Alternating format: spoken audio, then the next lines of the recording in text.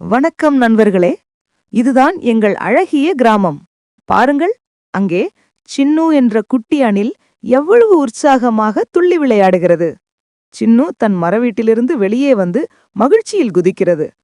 ஆனால் ஐயோ, தோட்டத்தில் உள்ள அந்த பெரிய சூரியகாந்தி பூ தண்ணீர் இல்லாமல் வாடி தலைகுனிந்து சோர்ந்து போயிருக்கிறது.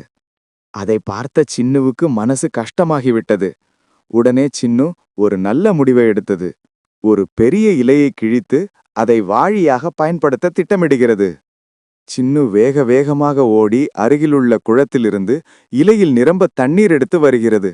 அப்போது குறும்புக்கார தீதி என்ற தேனீ வேகமாக பறந்து வந்து சின்னுவின் பாதையில் குறுக்கிடுகிறது.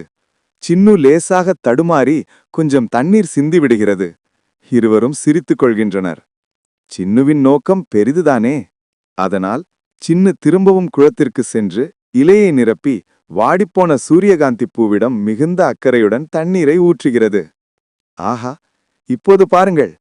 தண்ணீர் கிடைத்ததும் சூரியகாந்தி பூ புத்துயிர் பெற்று மெதுவாகவும் பெருமையாகவும் நிமிர்ந்து நிற்கிறது. அதன் மஞ்சள் நிறம் இன்னும் பிரகாசிக்கிறது. தன் நண்பன் மகிழ்ச்சியாக இருப்பதை பார்த்து சின்னுவும் புன்னகைக்கிறது. எல்லோருக்கும் உதவி குதூகலத்துடன் சின்னு தன் அடுத்த விளையாட்டுக்கு செல்கிறது. இயற்கைக்கு உதவுவது எவ்வளவு மகிழ்ச்சியான விஷயம். அடுத்த கட்ட உதவி. இந்த கதைக்கு தேவையான பின்னணி இசை மற்றும் ஒலி விளைவுகளுக்கான பரிந்துரைகள் வேண்டும்.